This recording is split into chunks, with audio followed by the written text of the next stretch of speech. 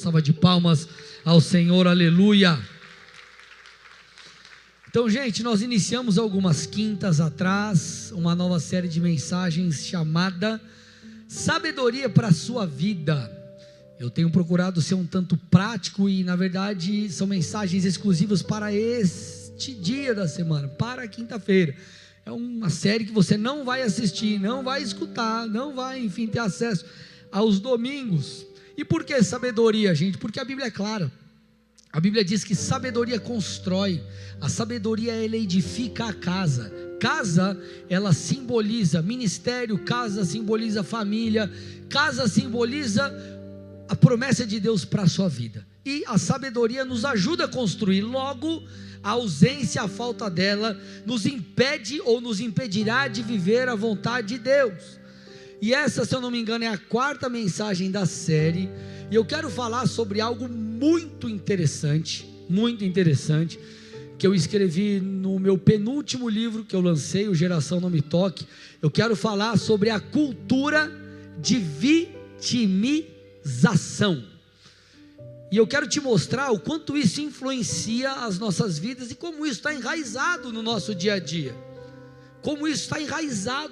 no nosso dia a dia. E eu vou dar 5 características de alguém que está preso nisso, e alguém que provavelmente não está exercendo todo o seu potencial. Mas antes, vamos definir aqui o que é esse tal de vitimismo, essa tal de vitimização. Uma pessoa vitimista, os vitimistas são aqueles que têm a tendência de dar desculpa ou de se vitimizar pela falta de resultados em sua vida.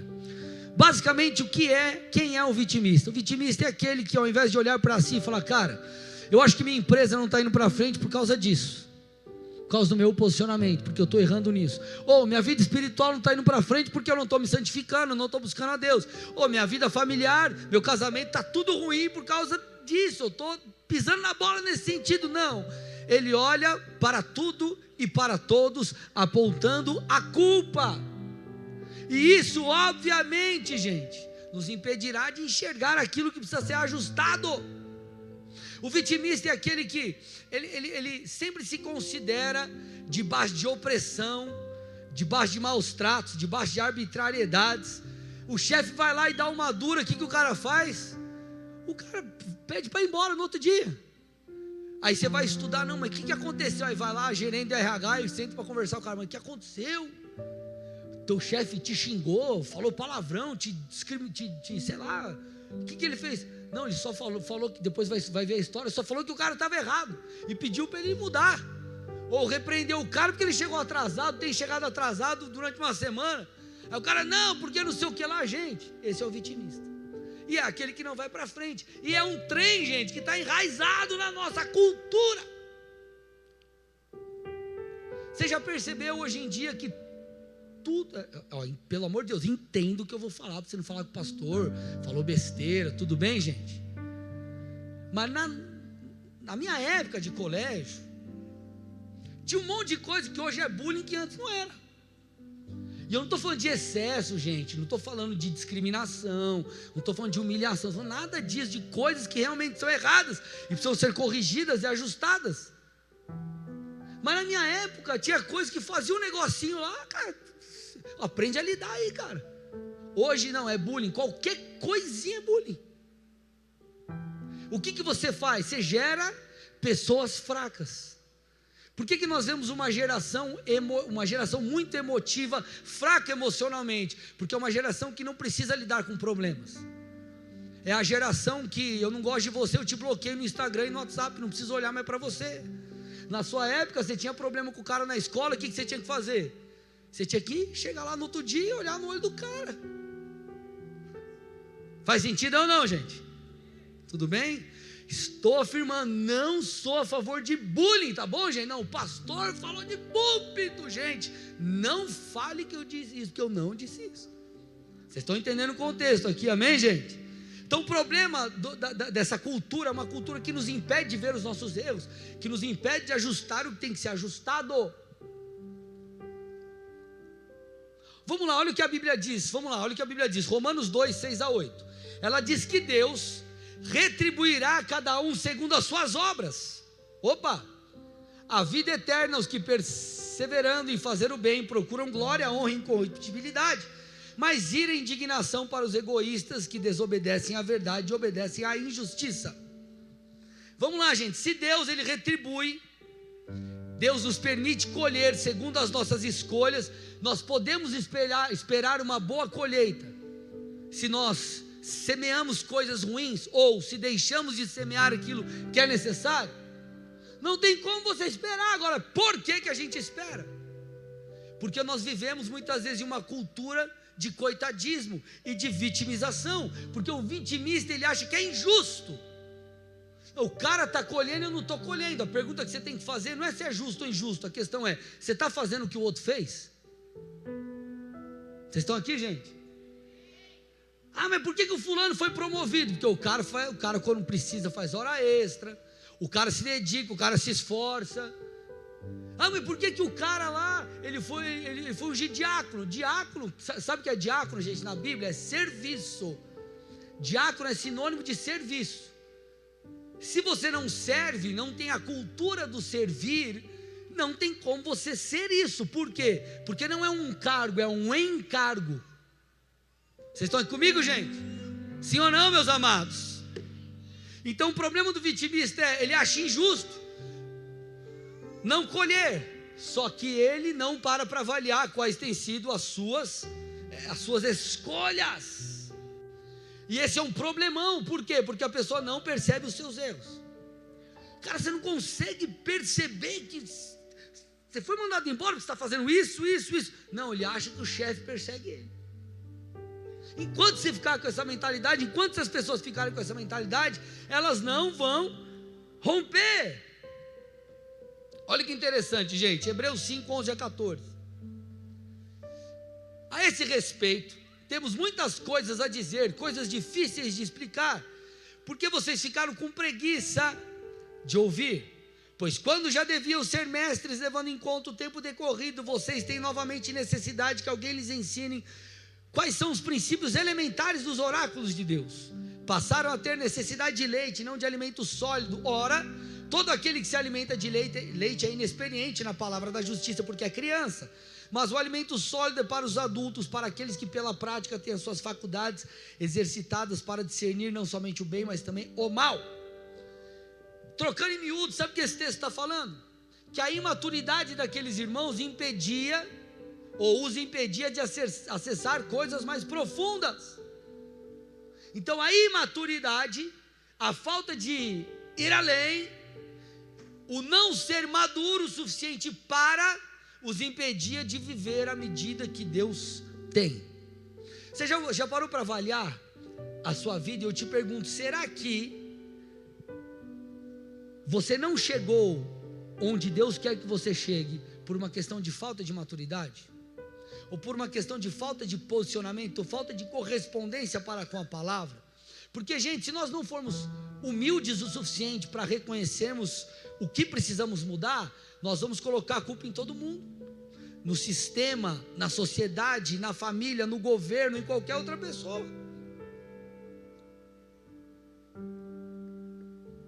Eu vou te dar um exemplo de imaturidade.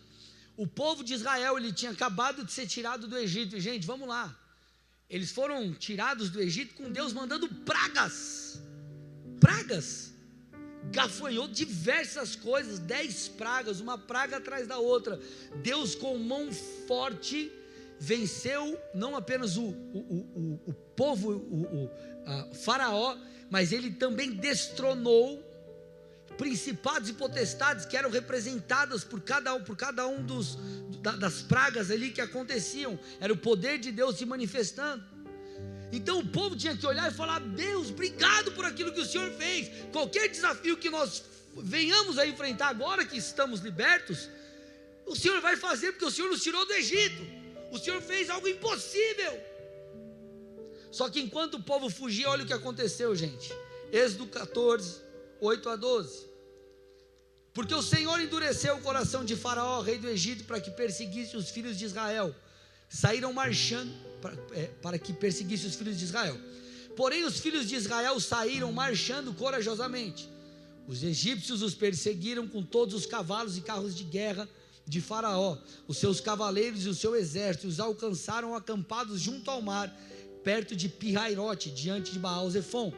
E chegando Faraó, os filhos de Israel levantaram os olhos, e eis que os egípcios vinham atrás deles, e ficaram com muito medo.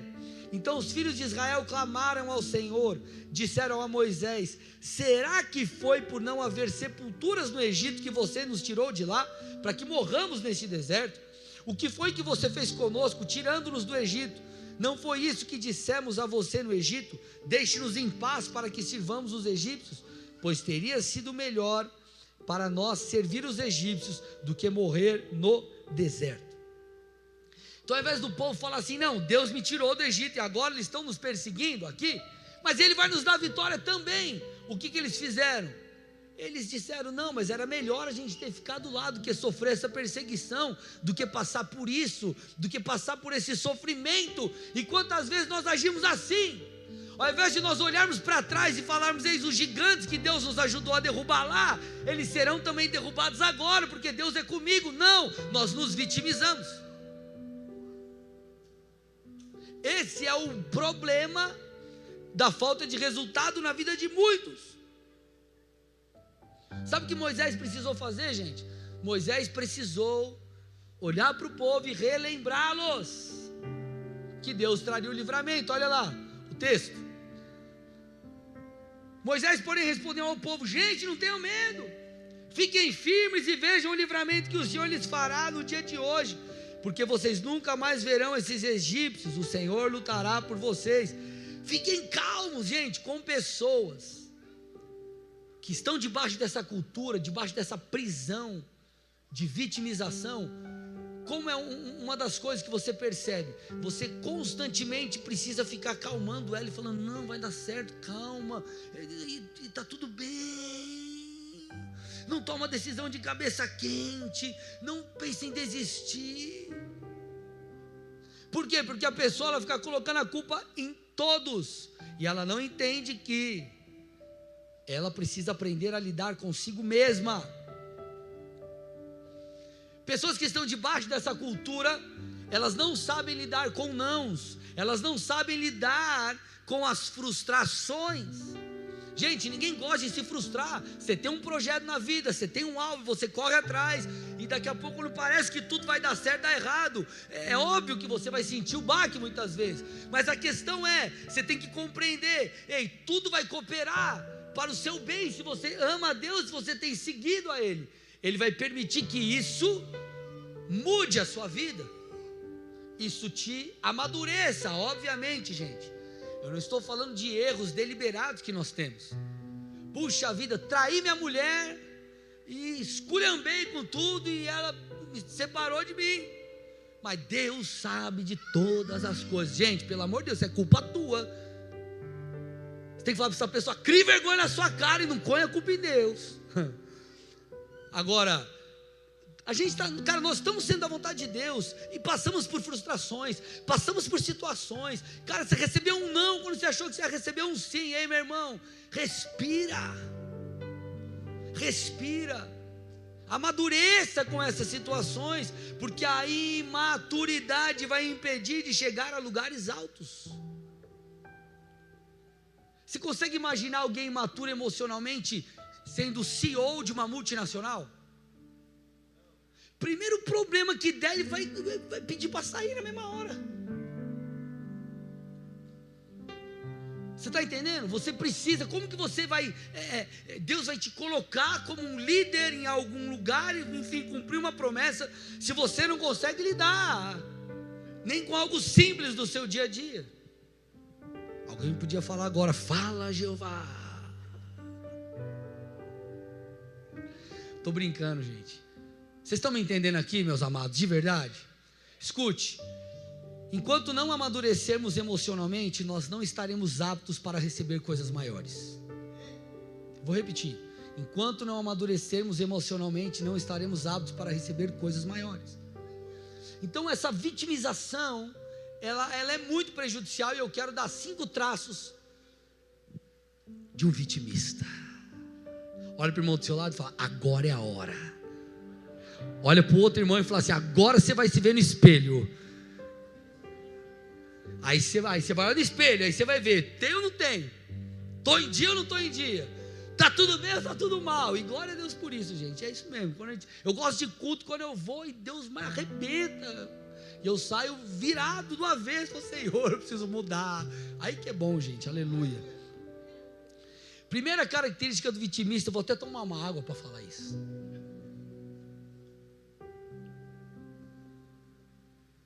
Isso aqui é sabedoria para a sua vida, amém, gente? Deixa eu te contar uma coisa. Eu escutei pelo menos de 2 pessoas já na igreja testemunhos de que se tornou um líder, enfim, realmente alguém que cresceu profissionalmente por coisas que aprenderam na igreja. Porque, gente, vamos lá, liderar na igreja é um grande desafio. Por quê? Porque nós lideramos pessoas voluntárias, pessoas que se envolvem por amor a Deus e por amor a uma causa, e nós aprendemos muito com isso. Então o que você aprende aqui, o que nós vivemos, é algo genuíno e produz muito crescimento na sua vida, amém? Então eu quero, quando a gente compartilha coisas aqui, é para que você cresça, e essa série é para que você possa aplicar no seu dia a dia, nas coisas mais diversas, nas mais diversas situações e cenários da sua vida. Então, primeira característica de alguém que está preso na cultura de vitimização: essa pessoa é uma pessoa almática. Então, os vitimistas, eles são almáticos, ou seja, são conduzidos, na maioria das vezes, por aquilo que sentem. Você já ouviu alguma vez alguém dizendo, algum amigo na novela, alguma coisa, enfim, siga o seu coração? E parece uma frase tão bonita, né? Siga o seu coração. Gente, a Bíblia diz que o coração é enganoso. Tudo bem? Então a gente não tem que seguir o coração, você tem que seguir a palavra de Deus. Nós não podemos ser conduzidos por emoção, porque o coração nos engana, o coração nos dá rasteira. As nossas emoções, ela coloca muitas vezes diante de nós uma pedra. Por exemplo, a Bíblia diz que o amor, ele é paciente, ele tudo suporta, ele crê, tudo crê, ele espera. E aí você chega a pessoas, talvez você vai aconselhar e fala assim: não, eu vou me separar porque acabou o amor. Não tem, como assim acabou o amor? Amor é uma escolha. Amar é uma escolha. O sentimento, ele vem no pacote, ele é importante, mas amor é uma escolha. Você escolhe amar. Então, se você é conduzido pela emoção, você chuta o balde no casamento da primeira semana, primeiro mês. Só para você ter noção, gente, como a ser conduzido pela alma é algo tão terrível, que o próprio Moisés, um líder exemplar, ele foi impedido de entrar na terra prometida porque ele desonrou o nome do Senhor diante do povo. Ele foi almático. Cara, Deus levanta Moisés, fala com ele numa sarça, ele tem um encontro sobrenatural com Deus, ele vai, liberta o povo do Egito, as pragas e tudo aquelas coisas maravilhosas, mas num determinado momento ele teve uma atitude que estragou tudo. E a vida, ela é feita muitas vezes de coisas assim. Às vezes você tem uma oportunidade para algo específico, se você não está pronto. Vocês estão comigo ou não? Olha o que a Bíblia diz, Números 20, versículos 1 a 5. Toda a congregação dos filhos de Israel chegou ao deserto de Zin no primeiro mês, e o povo ficou em Cádiz. Ali Miriam morreu e ali foi sepultada. Olha agora, não havia água para o povo, então se ajuntaram contra Moisés e contra Arão. E o povo discutiu com Moisés, dizendo: antes tivéssemos morrido quando os nossos irmãos morreram diante do Senhor. Você está vendo que o povo só reclamava? E aí ele continua: por que vocês trouxeram a congregação do Senhor a esse deserto para morrermos aqui, nós e os nossos animais? E por que vocês nos tiraram do Egito para nos trazer a esse lugar horrível, onde não há cereais, nem figos, nem vinhas, nem romãs, nem água para beber? O povo reclamou. Você vai ver esse ciclo diversas vezes ali no Antigo Testamento. Aí olha o que acontece na sequência, Números 20, versículos 6 a 11. Então Moisés e Arão saíram da presença do Senhor e foram para a porta da tenda do encontro e se lançaram sobre o seu rosto, e a glória do Senhor lhes apareceu. Então eles foram buscar Deus. Deus, está rolando essa treta aí, o povo está reclamando, olha a situação. Aí olha o que o Senhor falou para Moisés: Moisés, pegue o seu bordão e ajunte o povo, você e Arão e seu irmão, e diante do povo falem a rocha, e ela dará a sua água. Assim vocês tirarão água da rocha e darão a beber à congregação e aos animais. Então Moisés pegou o bordão que estava diante do Senhor, como este lhe havia ordenado. Moisés e Arão reuniram o povo diante da rocha. Então Moisés disse, olha aqui, tira o texto, só para a galera prestar atenção aqui em mim, aí você já volta nesse versículo. O povo começou a reclamar: estamos com necessidade, estamos no meio do deserto, era melhor ser escravo lá, mas tinham que comer, do que aqui que eu não tenho nem água para beber. Só que eles se esqueceram que eles estavam num processo rumo à terra prometida, eles estavam em meio ao deserto, que era lugar de passagem, não era lugar para ficar. E o deserto na sua vida, parentes, não é lugar para você morar, é lugar de passagem, irmão. Então continua firme e glorifica a Deus no meio do deserto, amém? E aí, o que acontece? Deus falou o seguinte: Moisés, vou resolver essa parada, pega o teu bordão, chega dentro de uma rocha e fala a rocha, que a rocha vai dar água. Deus ia fazer algo sobrenatural ali. Moisés entendeu. Só que olha o que Moisés fez. Moisés estava tão irado, tão cansado com o povo, que ele disse assim: agora escutem, rebeldes.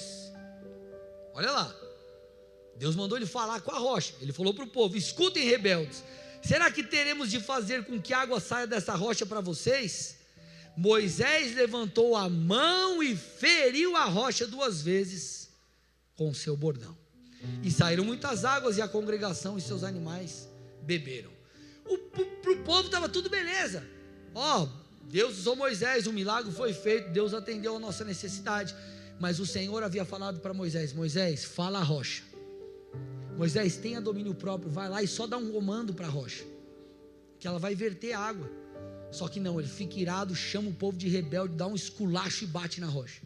E aí o texto continua: mas o Senhor disse a Moisés e Arão: porque vocês não creram em mim, para me santificarem diante dos filhos de Israel, vocês não farão esse povo entrar na terra que eu lhe dei. Moisés foi almático, e isso impediu ele de entrar na terra prometida. Ei, deixa eu te falar uma coisa: essa história de eu não levo desaforo para casa, essa coisa que eu falo mesmo e estou nem aí, fala a verdade, você acha que isso é sabedoria? Tem hora que você tem que você tem que saber a hora certa de falar, você tem que saber a hora de agir, você não pode ser almático. Então eu te pergunto, suas decisões e atitudes são baseadas em quê? Nas suas frustrações, naquilo que se passa dentro de você, ou na vontade de Deus? Você segue seu coração, você segue a palavra? Porque tem gente que faz assim, pessoal, não, eu tomo uma decisão e depois eu oro para Deus me abençoar. Eu mudo de cidade, eu mudo de trampo, eu mudo disso, eu mudo daquilo, eu faço o que eu quero, e depois eu falo: Deus, me abençoa aí. Ei, irmão, entenda uma coisa: Ele é Senhor, Ele não é o gênio da lâmpada mágica, Ele não é o pezinho de coelho, Ele não é isso, Ele não é um objeto de sorte, Ele é Deus. Sendo que você tinha que falar o seguinte: Deus, o que o Senhor tem para mim nessa área? E aí você segue a vontade de Deus, e no final dessa estrada, gente, é bênção. Entrega o teu caminho ao Senhor, confia nele, o mais Ele fará. As pessoas acham que entregar o caminho a Deus Deus, eu fiz essa escolha, eu entrego na tua mão, e Deus vai selar tudo que você fizer. Entrega o caminho, na verdade é Deus: eu entrego a minha rota, o meu caminho, a minha vida, o que eu vou fazer, a ti me guia, para que então eu siga os seus passos e o Senhor cumpra. Jesus disse: se alguém quer me seguir, venha após mim. Você quer me seguir? Venha após mim, tome a sua cruz. Venha após mim, não é adiante de mim. O que é após mim? Atrás de mim. O caminho que eu for, você vai. O que eu fizer, você faz. Para onde eu direcionar que você vá, então você vai. Então, gente, ser almático é furada. Vai te dar problema no casamento, vai te dar problema nos negócios, vai te dar problema na vida com Deus, vai te dar problema na sua liderança. Então, aprenda a segurar a boca. Por isso que a Bíblia fala do domínio próprio. O fruto do Espírito composto por muitas coisas, dentre os quais um é o domínio próprio. A Bíblia fala, se nós refreamos a língua, nós refreamos todo o corpo. Você já percebeu que às vezes você está passando por uma situação difícil, e você está lidando com aquilo, você está conseguindo lidar. Quando você começa a falar, murmurar, parece que inflama aquilo dentro de você, e a coisa se torna pior, por causa da sua língua. Estou dizendo que a Bíblia diz, ela inflama todo o corpo. A língua é complicado. Com ela você produz vida ou você produz morte. Então olhe para o irmão do seu lado e fala, não seja almático. Segunda coisa que nós vemos de uma cultura de vitimização é, as pessoas, os vitimistas, eles não aceitam ser repreendidos. Eu te pergunto, você é alguém que aceita a correção? Você é alguém que aceita ser corrigido? Porque, gente, vamos lá, essa questão da repreensão, ela fala sobre coisas internas, sobre o estado meu e teu interno, e ela já vai dar o destino, ela já vai mostrar se você vai chegar lá ou não. Ela fala sobre onde chegaremos. Sabe por que eu estou te falando isso? Porque se você não aceita a correção, você não vai mudar. E se você não mudar, você não chegará onde Deus quer que você chegue. Não aceitar correção, gente, é orgulho. E o orgulho é uma das coisas que a Bíblia mais fala contra. Por exemplo, lá em Provérbios 16, 18, a Bíblia diz que antes da ruína vem a soberba, e o espírito orgulhoso precede a queda. Não, eu falei que vai ser assim até o final. Mas cara, você está vendo que está errado, vai todo mundo para o buraco. Não, mas eu falei, está falado. Cara, você vai estourar a tua empresa, vai para o buraco. Chega e fala, gente, eu errei, recalculando rota, vamos lá. Olha o que ele está falando, ele está dando um indício. Ele está falando, antes da ruína vem a soberba. Então o orgulho, ele já mostra que a gente não vai chegar no destino. Antes da ruína vem a soberba. Então está lá, alerta, soberba, orgulho. Aí o cara acha que ele vai chegar lá do outro lado. Não vai chegar. Por quê? Porque a repreensão é algo bíblico e ela é boa. Provérbios 13:1, o filho sábio ouve a instrução do pai, mas o zombador não dá ouvidos à repreensão. Então como você age quando alguém te corrige? Teu chefe, se você mora com seus pais, papai. Se a patroa às vezes chega e fala assim, amor, ó, o negócio está meio assim. Ou se o patrão fala, ó mulher, será que você tem um coração ensinável? Provérbios 15:5, ou melhor, Provérbios 3, 11 e 12, meu filho, não rejeite a disciplina do Senhor, nem se aborreça com a sua repreensão, porque o Senhor repreende a quem ama, assim como o pai repreende o filho a quem quer bem. Provérbios 15:5, o insensato despreza a instrução de seu pai, mas o que aceita a repreensão consegue prudência. Olha lá, consegue prudência. Então como você lida com as repreensões? Seu coração é um coração ensinável ou não? Qual é a sua reação? Porque a reação, ela fala sobre a nossa condição interna. O chefe falou, você já quer esculhambar, já quer ir para treta, quer discutir. Sonda seu coração, orgulho. Agora, lógico, chegou e falou algo, não, te culpou de algo que é injusto, você vai chegar e falar, não, peraí, não foi assim. Aí é normal, gente, é conversa, aí é negócio natural. Agora, você está errado, você foi repreendido, como você reage? Sem um coração ensinável, você não será transformado o suficiente para voar alto. A Bíblia diz que a vereda do justo, o que é vereda? O caminho, a rota. Ela é como a luz da alvorada, que vai se tornando uma luz cada vez mais forte. Então o solzinho da manhã nasce lá, está tudo escuro, ele vai nascendo, até que ele chega em sua plenitude. O nosso caminho, ele é assim. A nossa vida passa por processos e por etapas, e se nós não aprendemos a lidar com os processos, se nós não aprendemos com os erros, nós não chegaremos lá. Sabe por que eu estou te falando essa questão da repreensão, gente? Porque Deus escolheu usar pessoas para nos transformar. Mas pastor, meu negócio é o seguinte: eu não ouço ninguém não, eu só ouço Deus.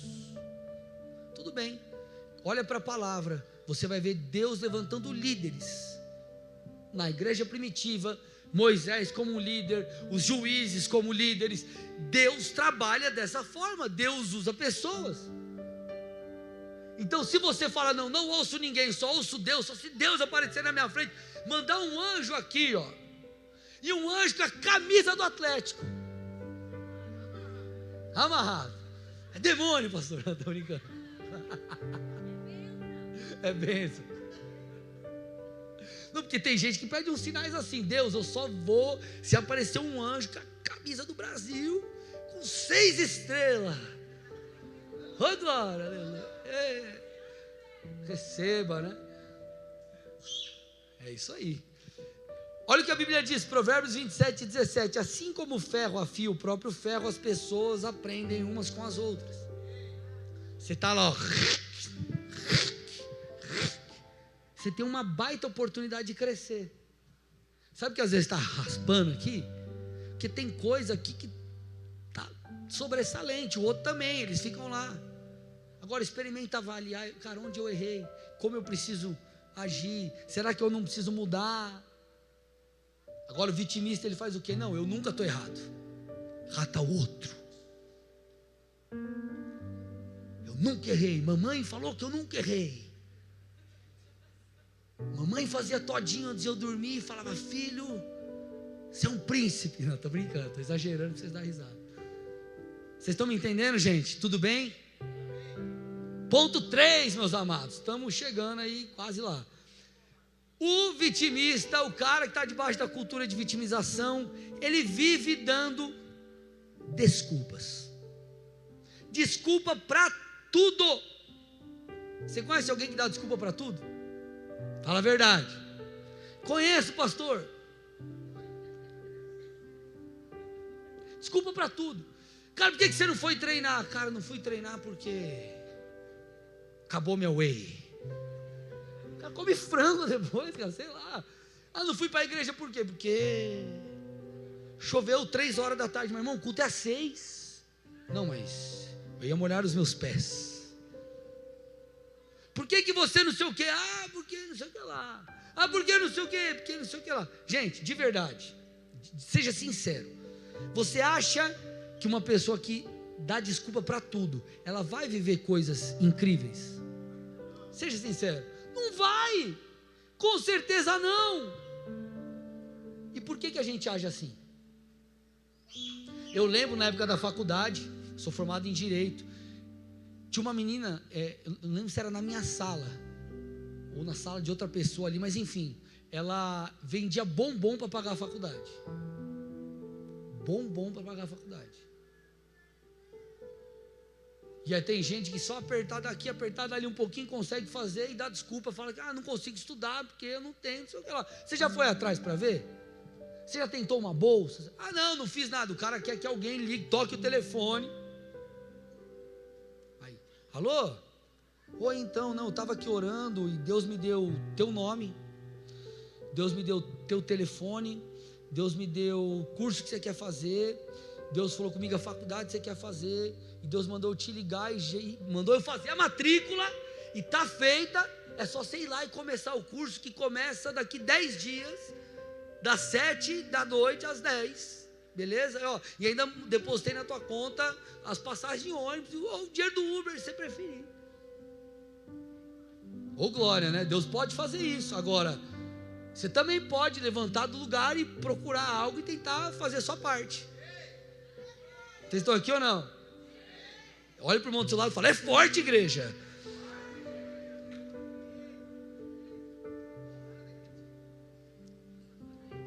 Pastor, mas na Bíblia fala desse lance de desculpa. Fala, irmão, vou te mostrar.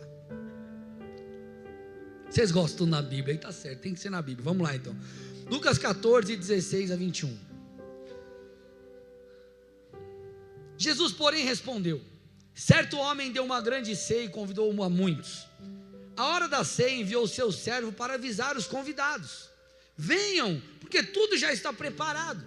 Mas todos eles, um por um, começaram a apresentar desculpas. O primeiro disse: comprei um campo e preciso ir vê-lo, peço que me desculpe. O outro disse: comprei 5 juntas de bois e vou experimentá-las, peço que me desculpe. E outro disse: casei-me, por isso não posso ir. O servo voltou e contou tudo isso ao seu senhor. Então, irado, o dono da casa disse ao seu servo: saia depressa para as ruas e becos da cidade, e traga para cá os pobres, os aleijados, os cegos e os coxos. Gente, esse texto é um trecho da parábola da grande ceia. O contexto aqui, na verdade, era Jesus explicando, falando sobre a inclusão dos gentios no propósito divino para a humanidade.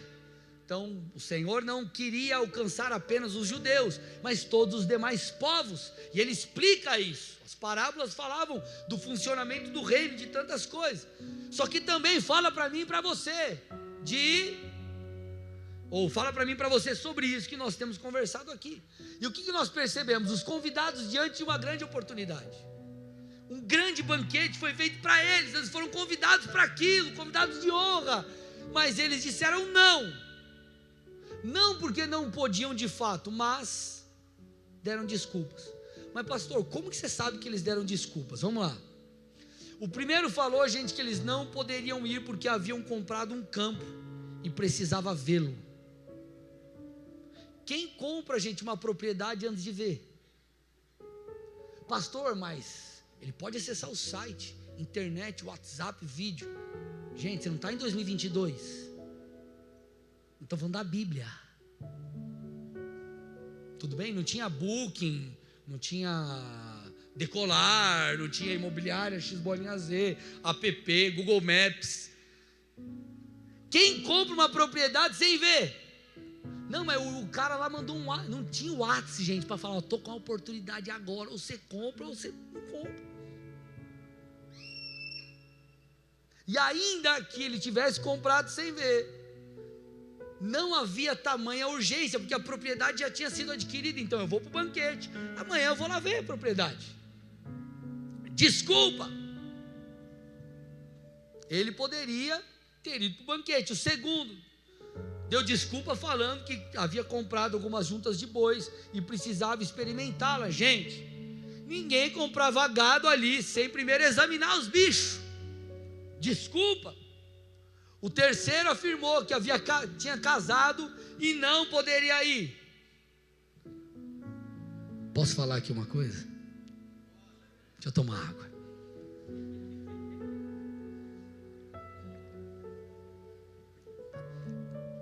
Aqui não acontece. Daí um pastor amigo meu me contou, lá do norte do Brasil. Ele falou assim: cara, mas tem uns caras na minha igreja que os caras eram ponta firme. O cara casou, velho, lascou. Não vai mais para a igreja, não se envolve mais no ministério, ele não faz mais nada. Olha para o irmão do lado e fala: casou. Mas o casamento não era para ser bênção, gente, não era para potencializar. A patroa de casa, ela potencializou, me potencializou. E eu com certeza potencializei muito mais ela, aleluia. Brincadeira, foi o inverso, tem que concordar. Ela me potencializou demais. E olha que interessante, o homem naquela época, recém-casado, ele estava isento do serviço militar e de outros encargos. Lá em Deuteronômio você vê isso, Deuteronômio 24:5, olha que molezinha, olha lá. O homem recém-casado não sairá à guerra, nem lhe será imposto qualquer encargo. Durante 1 ano ficará em casa e fará feliz a mulher com que se casou. Entenda bem, fazer feliz. Vocês entenderam o que o texto está falando, aleluia. Só que isso não impede ou não impedia eles de se envolverem socialmente. Então, desculpa.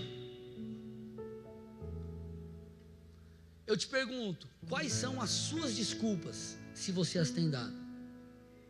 Para não estudar, para não servir, para não orar, para não ir para a igreja, para não santificar, para não perdoar, para não largar o vício, para isso, para aquilo, para não empreender, para não fazer o teu melhor na empresa, no teu trabalho.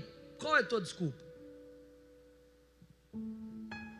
Porque Porque, gente, no final das contas, a desculpa, ela pode ser uma história. Na verdade, a desculpa é uma história bem contada de nós para nós mesmos, que por um breve período ela traz alento para o nosso coração, mas no médio prazo, no longo prazo, sabe o que acontece? Ela revela e mostra que você ficou para trás, porque para você chegar lá você tinha que ter mudado, mas você não mudou, você contou uma história para acalmar seu coração. Vocês estão aqui ou não? Você pode dar um glória a Deus aí ou não? Quarta e penúltima coisa: quem está debaixo dessa cultura vive colocando a culpa nos outros. Ele está debaixo daquilo que eu chamo de síndrome de Adão e Eva. Síndrome de Adão e Eva. O que é isso? Vamos lá. Qual foi a ordem, uma das ordens do Senhor para Adão e Eva no jardim do Éden? Ele disse assim, ó: não coma do fruto da árvore do conhecimento do bem e do mal. Está lá em Gênesis 2 isso. Contudo, o casal foi tentado, primeiro a mulher, depois o homem, e eles cederam. Qual foi o resultado desse erro? Gênesis 3, 7 a 11. Então os olhos de ambos se abriram e perceberam que estavam nus. Por que perceberam que estavam nus? Porque antes eles andavam nus, só que não havia malícia, então eles não percebiam isso, mas com o pecado eles perceberam. Costuraram folhas de figueira e fizeram cintas para si. Ao ouvirem a voz do Senhor Deus, que andava no jardim quando soprava o vento suave da tarde, o homem e a sua mulher se esconderam da presença do Senhor Deus entre as árvores do jardim. E o Senhor Deus chamou o homem e lhe perguntou: onde você está? Ele respondeu: ouvi a tua voz no jardim, porque estava nu, tive medo e me escondi. Deus perguntou: quem lhe disse que você estava nu? Você comeu da árvore da qual ordenei que não comesse? Então Deus chama Adão, o sacerdote ali da relação, mesmo a mulher tendo comido primeiro do fruto, e pergunta aí: o que aconteceu? Agora olha a resposta do camarada, gente. Olha a resposta do cara. Então o homem disse: a mulher que me deste para estar comigo, ela me deu da árvore e eu comi. A resposta do camarada. Deus chega para ele e fala: cara, o que você fez, cara? Você comeu do fruto da árvore que eu falei para você não comer. Ele falou: comi, mas a culpa é dela. Ela me deu do fruto e eu comi. Aí Deus vira para a mulher e fala assim: mulher, o que você fez, mulher? Olha o que a mulher falou: a serpente me enganou e eu comi. Ninguém assumiu a responsabilidade desse troço, gente. Adão deveria ter assumido a culpa e não assumiu, e Eva muito menos. O homem colocou a culpa na mulher e a mulher colocou a culpa na serpente. Você tem posto a culpa em quem?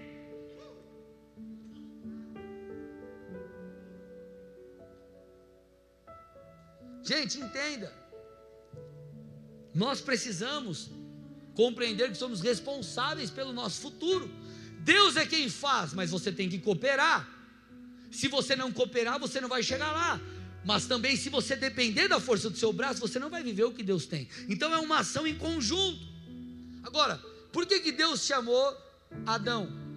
Não apenas, ou melhor, por que Deus chamou Adão? Porque ele era o líder da família, ele era o sacerdote. Deixa eu explicar algo aqui. Se lá no seu trabalho você é o líder, se na igreja você é o líder, o encarregado, enfim, teu time não está bem, a responsabilidade ela é sua. Claro que nós lidamos com muitas coisas, mas constantemente eu como líder preciso rever e fazer melhorias contínuas em coisas na igreja, na maneira de liderar, na maneira de agir. Senta com um, senta com o outro, senta com tal pessoa, conversa, vai, ajusta. Por quê? Porque a responsabilidade está sobre mim. Enquanto você não entender que como líder da sua casa, você homem, precisa se posicionar, a coisa não vai mudar.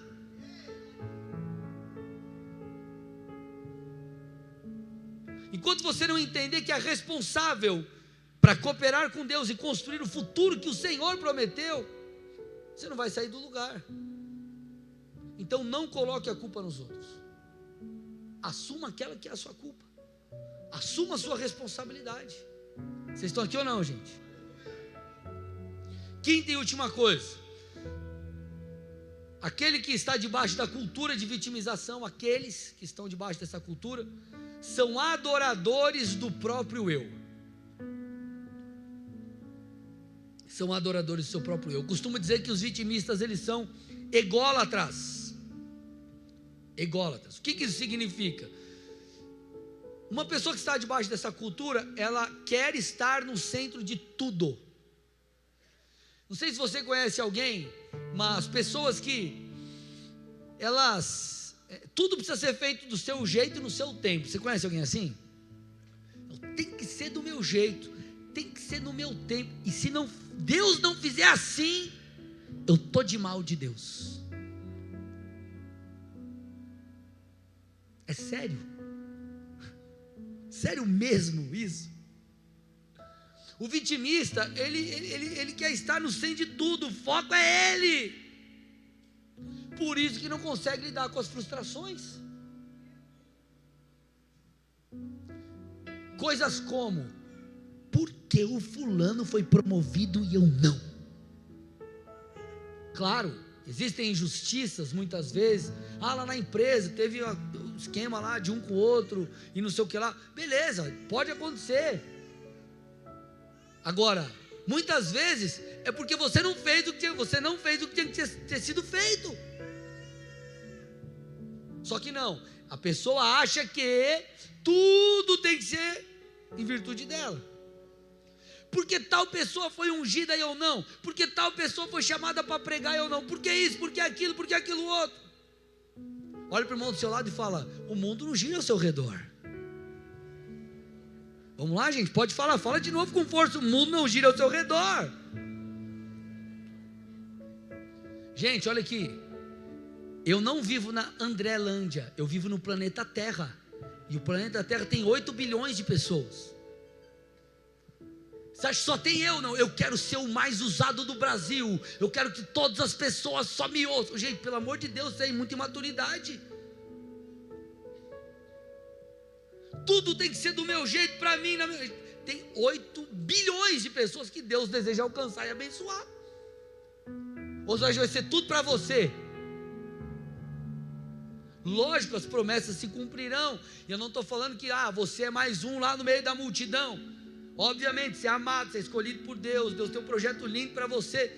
Mas por mais bonitinho que você seja, você não é a bolacha do último, você não é a última bolacha do pacote. Olha para o pessoal do seu lado, sem malícia, tá? Nossa, é a irmã que eu queria orar. Não sei. Olha e fala assim: por mais bonitinho que você seja, vamos lá, pode falar, gente. Por mais bonitinho que você seja, você não é a última traquinas. Vocês estão aqui, gente? Olha o que a Bíblia diz, 2 Timóteo 4, 3 e 4. Virá um tempo, e para mim esse tempo chegou já, tá? Virá o tempo em que não suportarão a sã doutrina. O que é a sã doutrina?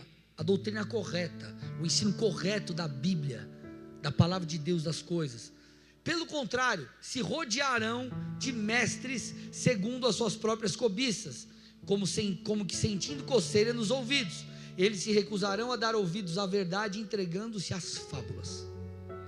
Olha o que ele está falando, que chegaria um tempo, Paulo profetizando, Paulo já alertando Timóteo, que as pessoas elas não vão mais conseguir ouvir a verdade. Vai ser pesado demais, vai ser difícil demais. E o que elas vão fazer? Elas vão começar a perseguir ou procurar mestres segundo a sua própria vontade, a sua própria cobiça. Só que nisso elas vão se entregar a fábulas. Gente, você vai achar a igreja que acredita em qualquer coisa e prega qualquer coisa, que valida pecado e tantas outras coisas. Se procurar, você vai achar. Agora, está alinhado com a palavra? É a Bíblia que está sendo pregada de fato ou não? É a sã doutrina? Porque pode até usar a Bíblia distorcida, mas é a sã doutrina? Não. Então ele está falando: tome cuidado. E por que ele fala isso? Porque as pessoas nesse tempo elas são adoradoras do seu próprio eu. Tem que ser para mim, o culto tem que ser para mim, a célula tem que ser para mim. Deixa eu te falar uma coisa: sabe por que você vai na célula? para ter comunhão, para se conectar com pessoas, para receber, mas também para dar, para compartilhar aquilo que você tem. O culto, nós preparamos tudo para que seja adequado, legal, para todo mundo, bacana. Você vem aqui para ouvir uma palavra, está sentado numa cadeira confortável, e tudo isso é muito legal. Mas nós não viemos para uma palestra, nós viemos para um culto. E o culto é para quem? O culto é para Deus. Nós viemos para cultuar. Por isso que, quando nós entendemos, eu vou cultuar a Deus, você está feliz ou você está triste, você vai cultuar. Está chovendo ou não, você vai cultuar. Nós não estamos indo, entenda, com muito amor que eu falo isso, nós não estamos indo para o estádio. Você não está indo assistir uma peça de teatro, você não está indo no cinema, você está indo para um culto. Culto é para Deus. Vocês estão aqui, gente? Então nós não podemos ser adoradores do próprio eu, porque senão as coisas não aconteceram como eu esperava, a gente se frustra. Só que às vezes nós não paramos para avaliar e pensar, cara, será que eu não criei uma expectativa demasiada? Ai, pastor, sabe como é?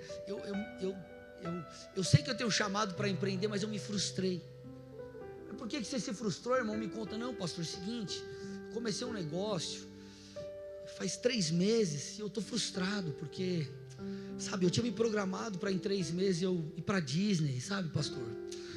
E eu já tinha programado, ia comprar o ingresso de todos os parques, ele ia dar uns $5.000, pastor, mais as passagens, e eu achei que eu teria mais uma grana para comprar. Pastor, assim, ó, eu projetei que em 3 meses de empresa eu ia ter uns R$100.000 assim para eu fazer uma viagem legal, sabe, pastor? Mas eu me frustrei. Ô irmão, que mundo que você vive? Deus pode fazer? Pode, mas cara, será que você não viajou muito? Não, pastor, comecei a academia aí, fazer um exercício, mas eu me frustrei, porque achei que em 15 dias eu ia estar shapeado. E eu não estou shapeado, pastor. Pastor, até comprei aquele negócio lá, que vendia lá na televisão, que você coloca aqui no abdômen, e você senta na cadeira, ele fica assim. E eu achei que ia ficar quadradinho, pastor, mas você olha na TV, os caras estão tudo trincando, usa aquilo, pastor. E faz 8 dias que eu estou usando, e pastor, não estou com os quadradinhos na barriga. Você é jovem, talvez você não tenha visto isso. Como era o nome daquele troço? Como que era? Total Shape, você comprou, né, Du? Ah, cara, você comprou. Aí, ó, o Du comprou. Salve de palmas pro Du. O Du tem, aleluia. Eita glória. Ó, aí, Amanda, teu marido se entrega, Amanda. Meu Deus, deixa eu até tomar água aqui. Du, você... Cara.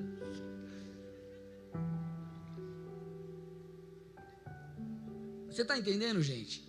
Nós criamos às vezes coisas, não sei da onde. Então nós não podemos ser um adorador do próprio eu. Cara, continue no sendo a vontade do Senhor. Você vai se frustrar, você vai passar por dias maus, você vai chorar, e faz parte do processo.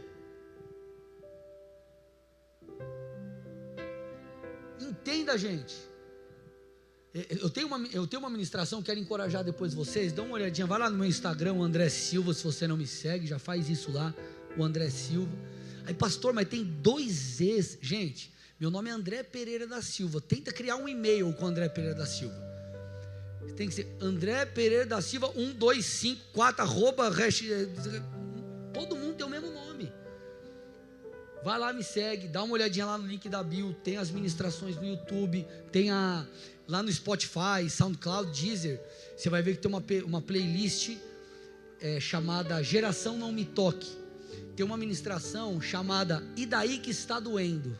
Cara, pensa numa ministração pedrada.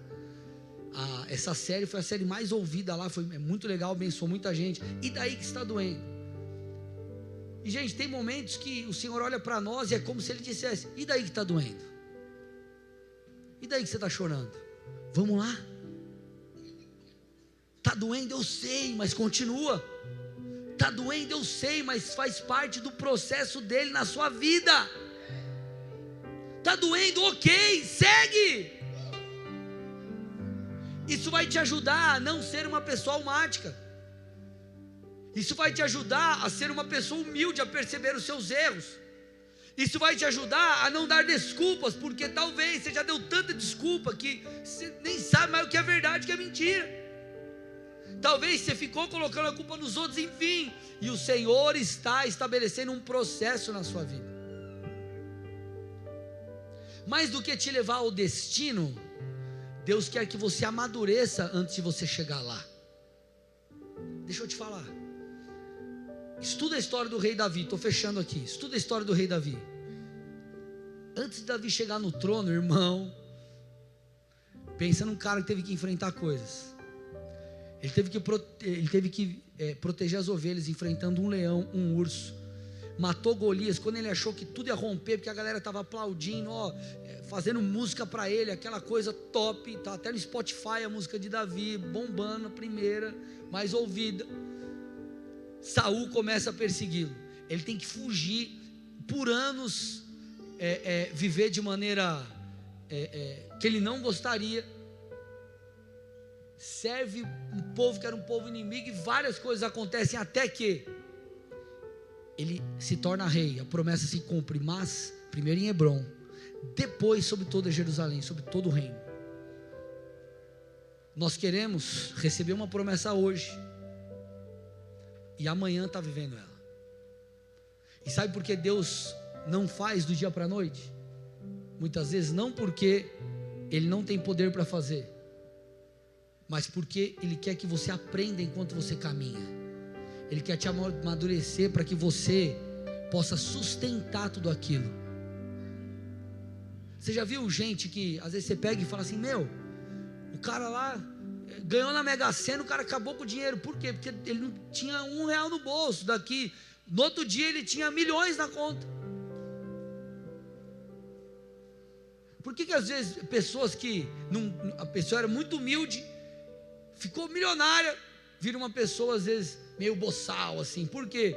Porque às vezes o cara do dia para a noite enriqueceu, o cara não entendeu os processos. Ou o pai lá é um cara humilde, o cara conquistou tudo que conquistou com suor, o cara é humilde, humildade, simplicidade.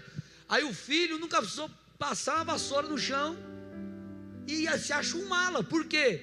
Porque ele não precisou construir nada. Então entenda, os processos fazem parte, gente. Jesus podia ter chegado para os discípulos e falar: vai, aqui poder, autoridade, Espírito Santo ter vindo. Mas não, eles precisaram ser discipulados, eles precisaram ser ensinados. O Espírito veio, ensinou outras coisas que Jesus disse: ainda não posso falar com vocês algumas coisas. Processos, gente. Então vamos lá.